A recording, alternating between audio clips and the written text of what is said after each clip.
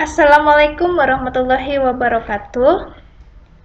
Kali ini yang akan kita bahas yang kedua yaitu terkait dengan model distribusi normal. Nah, distribusi normal ini yang paling sering digunakan. Distribusi normal juga sering disebut dengan distribusi Gauss. Nah, kita lihat di sini kurva normal bentuknya seperti lonceng. Kita lihat di sini kurva normal. Di tengah-tengah kurva normal ada mu, artinya rata. Jadi, misalkan kalau di sini menggambarkan nilai, banyak siswa itu berada pada mu.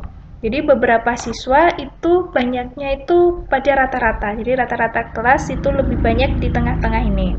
Kemudian, mu ke kanan, artinya orang-orang yang nilainya di atas rata-rata. Kemudian, mu ke kiri, orang-orang yang nilainya di bawah rata-rata. Kemudian kita lihat di sini fungsi densitasnya. Untuk distribusi normal, kita lihat ada parameternya yaitu mu dan variansi sigma kuadrat, sehingga fungsi densitasnya adalah 1 per sigma kali akar 2pi E pangkat min setengah X min mu per sigma kuadrat. Untuk X-nya adalah dari min tak hingga sampai tak hingga. Dengan pi-nya itu adalah nilai konstan 3,14, kemudian E-nya itu sekitar 2,7, kemudian mu dan sigma merupakan parameter. Mu adalah rata-rata, sigma itu adalah simpangan baku. Dimana kalau kita gambarkan dengan distribusi normal atau dengan kurva normal, mu itu berada pada tengah-tengah, kemudian sigma, variansi atau simpangan baku, berada pada penyimpangannya. Jadi, nanti akan kita lihat beberapa sifat kurva normal. Oke, kita masuk ke sifat-sifat kurva normal. Kita lihat yang pertama, kurva normal itu berada di atas sumbu X, ya. Jadi nilainya adalah positif. Kemudian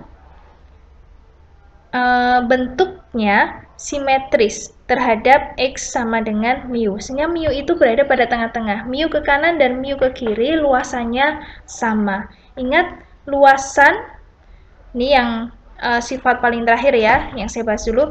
Luas di bawah kurva normal itu adalah 1, sehingga mu itu berada pada tengah-tengah. Mu ke kanan luasannya 0,5, mu ke kiri luasannya juga 0,5. Oke, sifat berikutnya memiliki modus, di mana modusnya juga pada mu. Pada kurva normal ini, rata-ratanya atau nilai tengahnya adalah mu, kemudian modusnya mu, medianya juga mu. Nah, grafiknya mendekati sumbu datar X yang dimulai dari X sama dengan mu plus 3 kali sigma ke kanan, dan X sama dengan mu dikurangi 3 kali sigma ke kiri.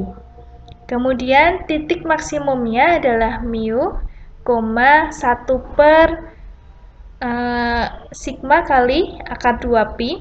Ini titik maksimumnya nih, mu, ya, mu. Kemudian Y-nya adalah 1 per sigma kali akar 2pi. Kemudian mempunyai titik belok yang berjarak sigma. Oke, jadi sigma ini sigma penyimpangan.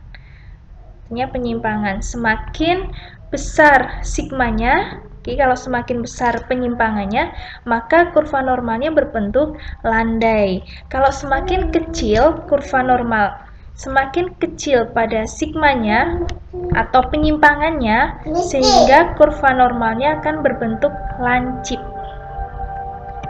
Oke, di sini kita pandang bahwa kalau pas mu-nya itu 0, kemudian variansinya 1, maka diperoleh distribusi normal baku dengan lambangnya adalah N 0,1, kemudian densitasnya itu adalah Fz 1 per akar 2pi E pangkat min setengah Z kuadrat. Otomatis di sini fungsi densitas, maka integralnya 1. Kemudian Fx itu adalah fungsi dari densitas untuk distribusi normal, integralnya juga 1.